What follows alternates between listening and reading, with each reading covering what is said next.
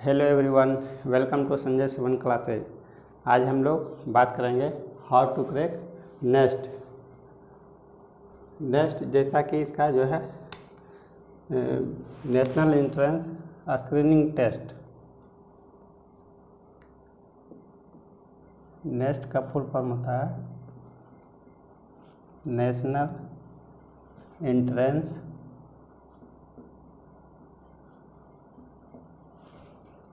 Screening test.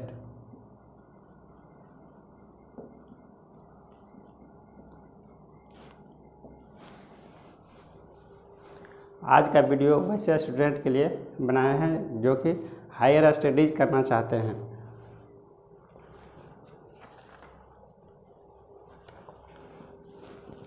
तो पहला इसमें देख लेते हैं, इसमें कोर्स नेम क्या है।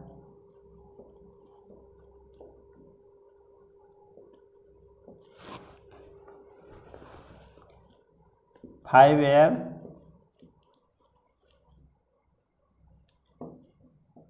इंटीग्रेटेड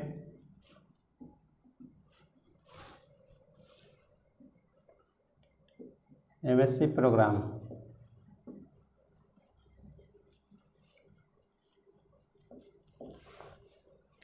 मतलब इसमें जो है 10+2 लेवल से एंट्री होता है, उसमें जो है बीएससी और एमएससी दोनों एक साथ कराया जाता है, इसीलिए इसका नाम जो है इंटीग्रेटेड रखा गया है। और इसमें किस इंस्टीट्यूट के द्वारा किया जाएगा?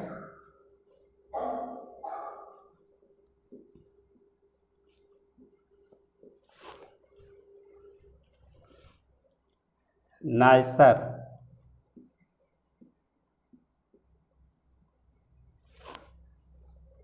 ये जो है भुवनेश्वर में स्थित है।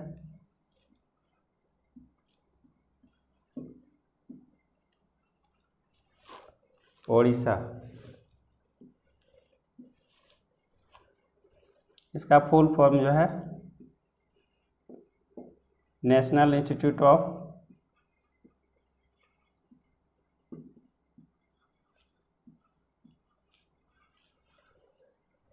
Science education and research.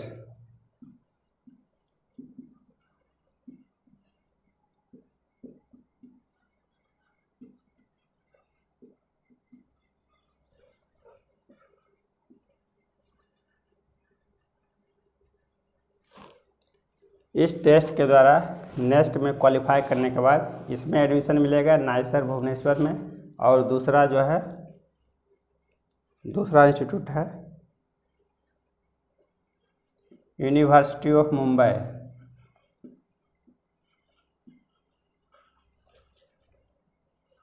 University of Mumbai और डिपार्टमेंट ऑफ एटॉमिक एनर्जी।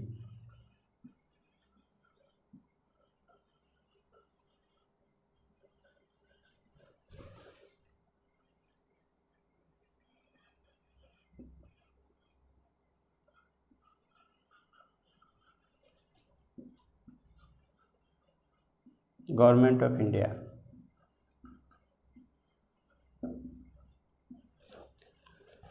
दूसरा इंस्टीट्यूट जो है यूनिवर्सिटी ऑफ मुंबई में एडमिशन इसमें लिया जाएगा, और जो कि संचालित रहेगा डिपार्टमेंट ऑफ एटॉमिक एनर्जी, परमाणु ऊर्जा विभाग, भारत सरकार के द्वारा संयुक्त रूप से यूनिवर्सिटी ऑफ मुंबई और डिपार्टमेंट ऑफ एटॉमिक एनर्जी।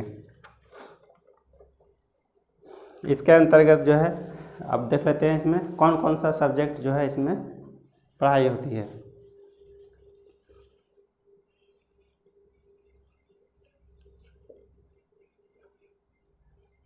इसमें जो है फिजिक्स, केमिस्ट्री,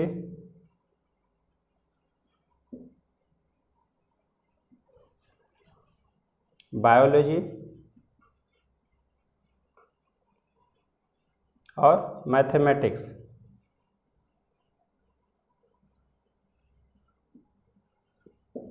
ये 4 सब्जेक्ट में जो है ये दोनों इंस्टीट्यूट में इस पर जो है 5 साल का जो है बीएससी और एमएससी जो है एक ही साथ जो है डिग्री मिलेगा। इसमें क्या क्या सुविधा आपको मिलेगा वो चीज़ देख लेते हैं।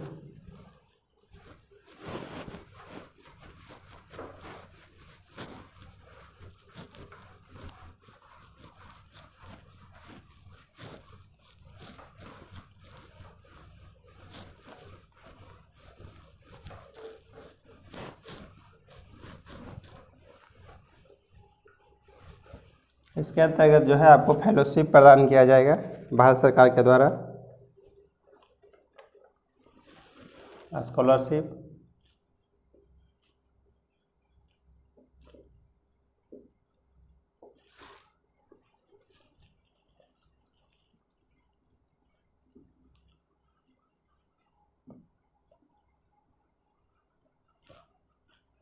$60,000 annually through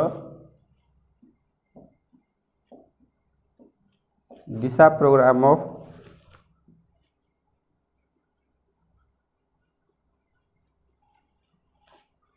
department of atomic energy. इसमें जो है 60,000 रुपया प्रति वर्ष जो है डिपार्टमेंट ऑफ एटॉमिक एनर्जी के द्वारा स्कॉलरशिप के रूप में दिया जाएगा। और दूसरा 20,000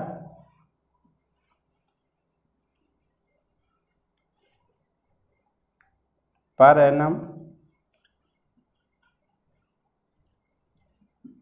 ऑफ समर इंटर्नशिप।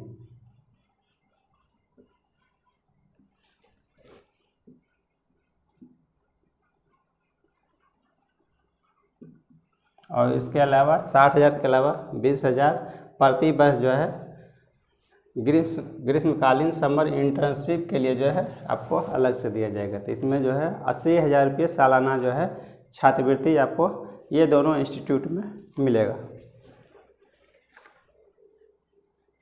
आप देख लेते हैं इसके लिए एजुकेशनल क्वालिफिकेशन क्या है।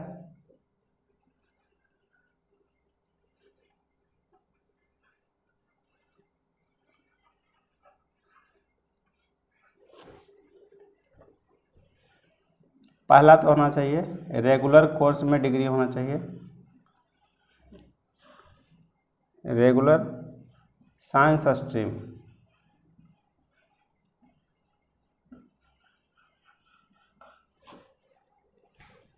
इलेवन एंड 12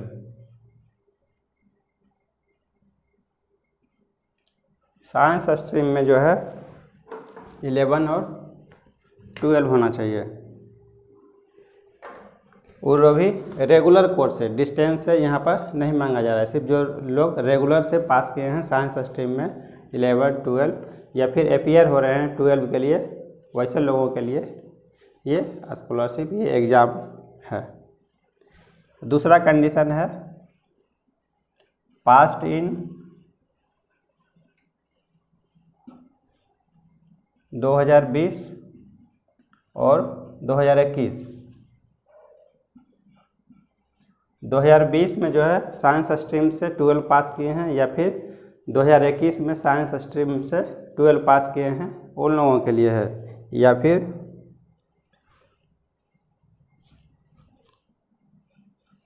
अपीयरिंग इन 2022।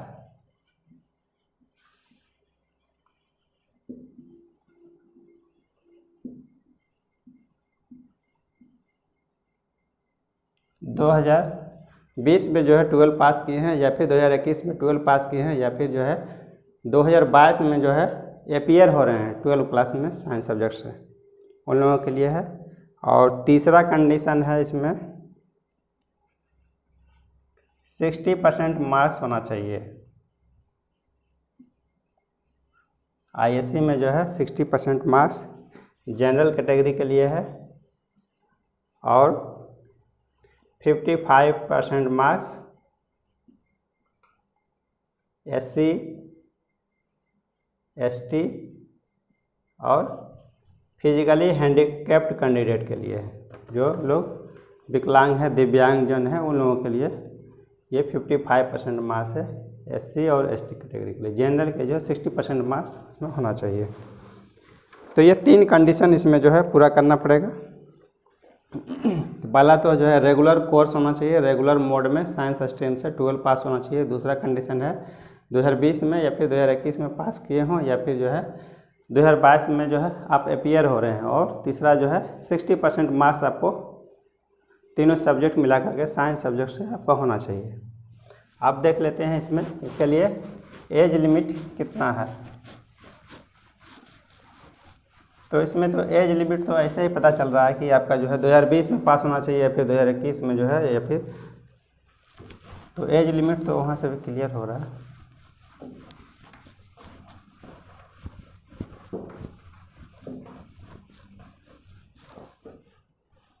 अब हम लोग देख लेते हैं एज लिमिट इसमें।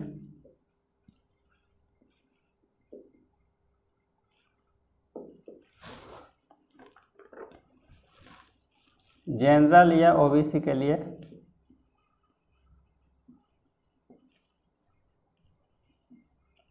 born on or after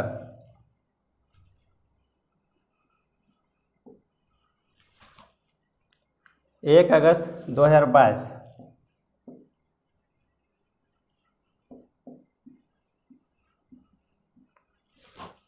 तो जनरल या ओबीसी कैंडिडेट के लिए 1 अगस्त 2022 को इसका जन्म तिथि होना चाहिए या फिर इसके बाद होना चाहिए। 1 अगस्त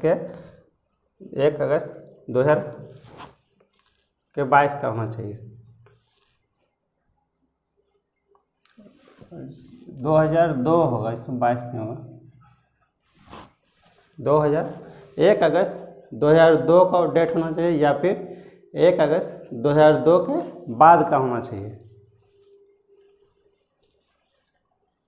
और SC ST PH के लिए 5 साल का इसमें रिलैक्सेशन है।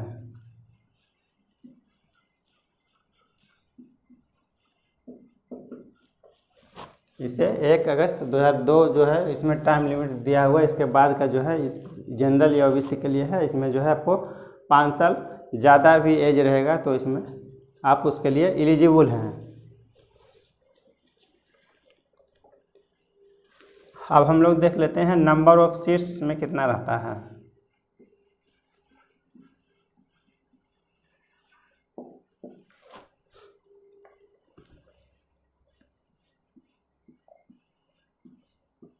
नाइसर भुवनेश्वर में जो है national institute of science education and research, इसमें जो है 200 सीट इसमें इनटेक कैपेसिटी 200 स्टूडेंट को एडमिशन इसमें मिलता है।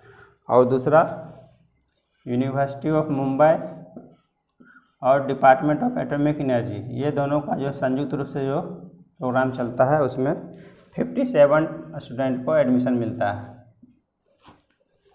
तो टोटल जो है इसमें 257 सीट होता है जिसके। अब हम लोग देख लेते हैं इसके लिए क्या एग्ज़ाम पैटर्न रहता है, इसमें कौन कौन सा सब्जेक्ट से जो है क्वेश्चन पूछा जाता है। जैसा कि नाम से स्पष्ट है, ये जो है साइंस स्टूडेंट के लिए है, तो इसमें जो है सिर्फ साइंस सब्जेक्ट से ही जो है इसमें क्वेश्चन पूछा जाता है। एग्ज़ाम पैटर्न,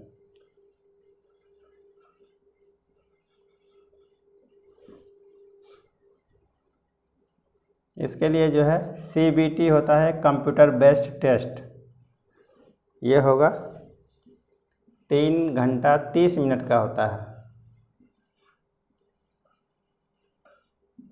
3 घंटा 30 मिनट का ऑब्जेक्टिव टेस्ट होगा जो कि कंप्यूटर पर लिया जाएगा। इसमें जो है चारों स्ट्रीम से जो है क्वेश्चन पूछा जाएगा और इसमें लैंग्वेज जो है सिर्फ इंग्लिश लैंग्वेज में सवाल आएगा। इंग्लिश मीडियम हो जाएगा इसका, इंग्लिश मीडियम में चारों सब्जेक्ट का सवाल रहेगा। क्वेश्चन कितना कितना पूछा जाएगा। बायोलॉजी से 50 क्वेश्चन,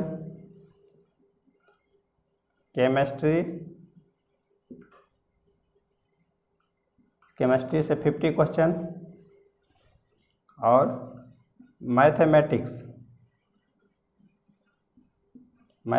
से 50 क्वेश्चन और फिजिक्स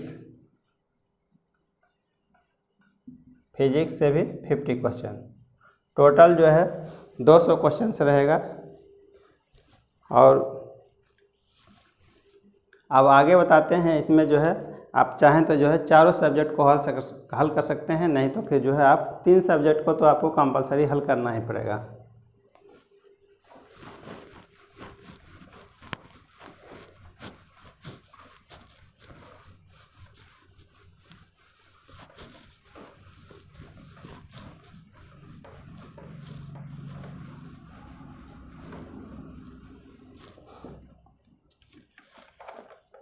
इसमें सिलेक्शन प्रोसेस जो है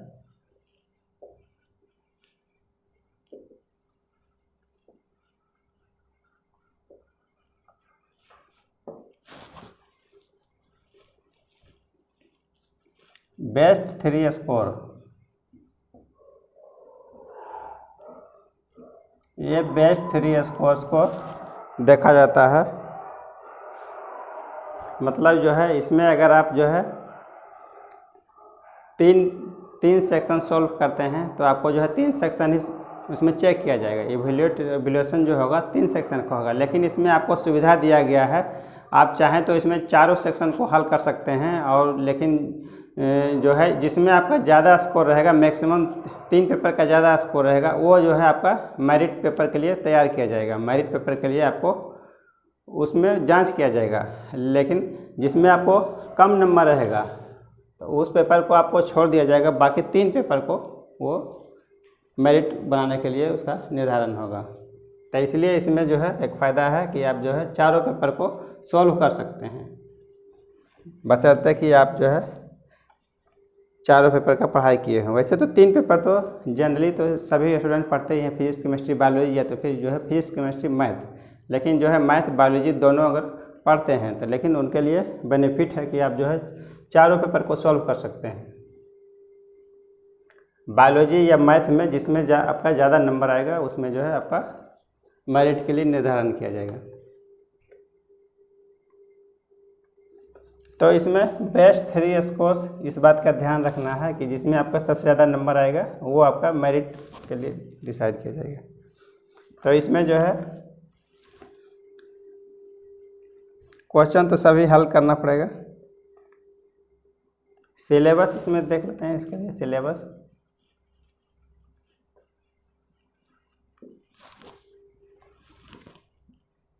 ये नेशनल लेवल का एग्ज़ाम है, तो इसका जो है सिलेबस NCERT या फिर CBSE बोर्ड पर आधारित होता है।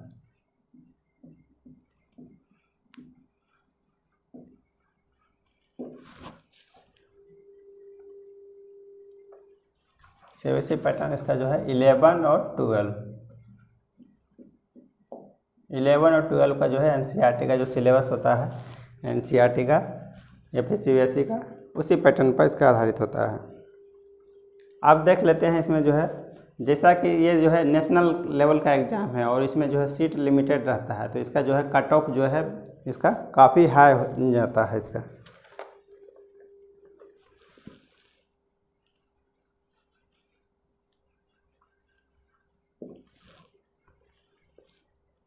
जनरल की बात करें तो जनरल कैटेगरी के लिए तो इसका जो है कट ऑफ 95 परसेंटाइल जाता है।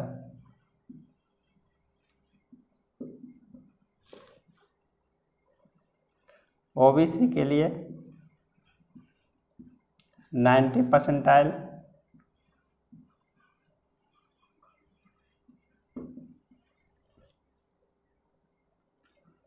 SC ST के लिए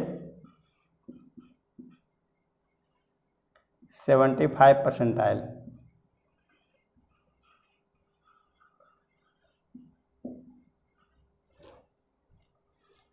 तो देख सकते हैं कि इसमें जो है कट ऑफ जो है इसका बहुत हाई जाता है। इसमें जनरल पे 95 परसेंटाइल है। परसेंटेज और परसेंटाइल में अंतर होता है, वो परसेंटेज नहीं है। OBC के लिए जो है 90 परसेंटाइल, SC ST के लिए 75 परसेंटाइल इसका होता है। तो नेशनल लेवल का एग्ज़ाम होने के कारण जो है इसका जो है कट ऑफ बहुत हाई चला जाता है। तो इसके लिए जो है बुक्स जो है क्या क्या इसमें पढ़ना चाहिए बुक्स, तो ये एक बेनिफिट है कि NCERT का या फिर CBSE बोर्ड से जो पढ़े हैं तो उनके लिए बेनिफिट है। जो लोग स्टेट बोर्ड से किए हैं उनको जो है ये NCERT का बुक जो है सारा पढ़ना चाहिए। NCERT का 11 एंड 12 ये दोनों जो है, फिजिक्स हो गया, केमिस्ट्री, बायोलॉजी और मैथमेटिक्स, ये चारों पेपर जिनका जो है 3 पेपर कंपटीशन है तो वो जो है 3 पेपर अपने स्टडी करेंगे। जो चारों पेपर से देना चाहते हैं वो चारों पेपर पढ़ सकते हैं। ये तो बुक्स हो गया है इसमें। अब देख लेते हैं कैसे हम लोग इसका स्ट्रेटजी बनाएंगे, कैसे हम लोग तैयारी करेंगे। उससे पहले हम लोग देख लेते हैं कि जो है इसका क्वेश्चन बैंक जो है 10 साल का जो है आपको क्वेश्चन बैंक मिल जाएगा।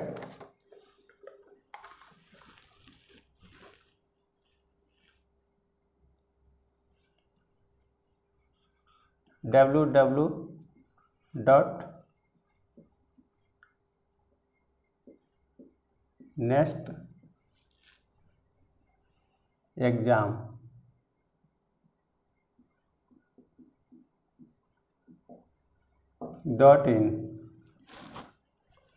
इस पर जा करके जो है इसमें जो है आपको करीब 10 साल का क्वेश्चन बैंक इसमें क्वेश्चन मिल जाएगा। 10 साल का है तो जो है आप इसको समझ सकते हैं कि किस तरह का इसमें क्वेश्चन पूछा गया है, किस स्तर का क्वेश्चन इसमें दिया गया है, कितना डिफ़िकल्टी लेवल उसका है, इससे आप फैमिलियर हो सकते हैं। अब हम लोग देख लेते हैं कैसे इसका हम लोग स्ट्रेटजी बनाएंगे।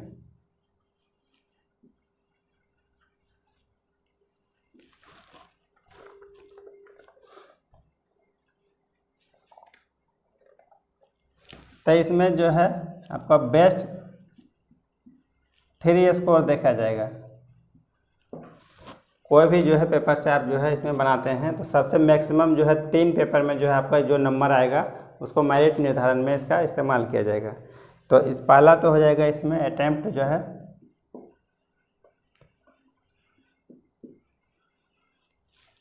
अटैम्प्ट ऑल क्वेश्चन, सभी क्वेश्चन को अटैम्प्ट करना है।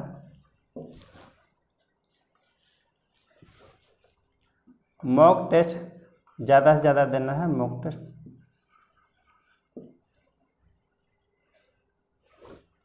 तो इसके लिए हम लोग कर सकते हैं डेली 1 मॉक टेस्ट,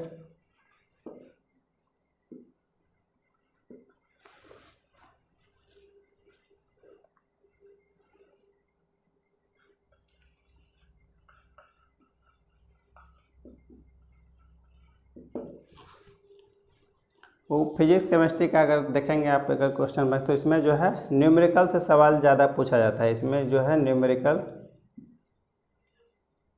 इससे क्वेश्चन न्यूमेरिकल क्वेश्चन से ज़्यादा सवाल आता है। तो इसमें न्यूमेरिकल्स को ज़्यादा से ज़्यादा सॉल्व करेंगे तो इसमें जो है आपको बेनिफिट मिलेगा। तो ये जो है आप समझ सकते हैं, ऐसा नहीं है कि जो है सिर्फ जो है ये इंटीग्रेटेड एमएससी प्रोग्राम में आपको एडमिशन मिलता है। ये नेशनल लेवल का एग्ज़ाम है आपका, ऐसे ही इसमें नहीं हो जाएगा। ये जो है आईआईटी के स्तर का एग्ज़ाम होता है, आईआईटी या फिर हम लोग कह सकते हैं national institute of technology NIT, इस लेवल का एग्ज़ाम होता है। ये कोई इतना आसान नहीं है, इसके लिए बहुत तैयारी करना पड़ेगा। तो इसमें जो है डेली आपको एक मॉक टेस्ट देना है। 100 मॉक टेस्ट दीजिए एग्ज़ाम से पहले तक।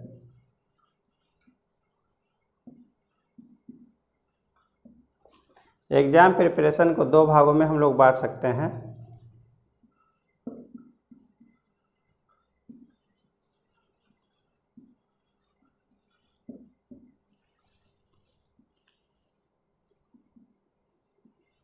पहला तो हो जाएगा सब्जेक्ट स्टडी।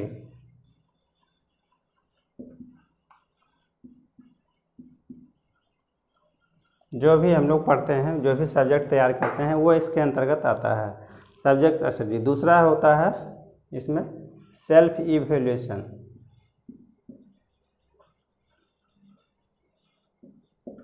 जिसको हम लोग स्व मूल्यांकन या आत्म मूल्यांकन भी कहते हैं।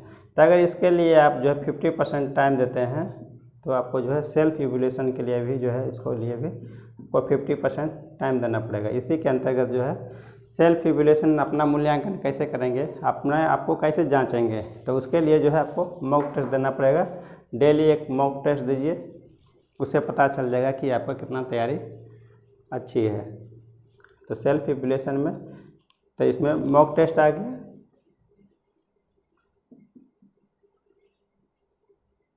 रिवीजन भी कर सकते हैं इसमें रिवीजन। तो इससे फ़ायदा क्या हो गया मॉक टेस्ट से, सेल्फ इवैल्यूएशन से आपका क्या फ़ायदा होगा, आपका स्पीड, एक्यूरेसी और टाइम मैनेजमेंट।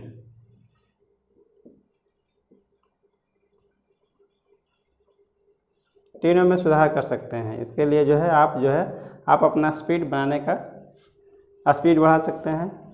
एक्यूरेसी, दूसरा जो है एक्यूरेसी, आप ज़्यादा से ज़्यादा जो है सवाल सही कर सकते हैं। और तीसरा टाइम मैनेजमेंट, आप अपना जो है पूरा टाइम को मैनेज कर सकते हैं। 3 घंटा 30 मिनट जो दिया जाएगा उसके अंतर्गत जो है आप अच्छी तरह से, आपको पहले से प्रैक्टिस रहेगा तो जो है आप अच्छी तरह से मैनेज कर सकते हैं। आपका जो है सवाल छूटने का संभावना नहीं रहेगा। तो इस तरह से तो आपको जो है इसमें जो है IIT लेवल तक का जो है आपको तैयारी करना पड़ेगा इस तरह से, तब आपका जा कर के इसमें सिलेक्शन होगा। तो आज का वीडियो जो है हायर स्टूडेंट जो है हायर एजुकेशन लेना चाहते हैं उन लोगों के लिए बनाया गया था। इस तरह से आप तैयारी करेंगे। अब आगे हम लोग देखेंगे नेक्स्ट क्लास में। Thank you for watching.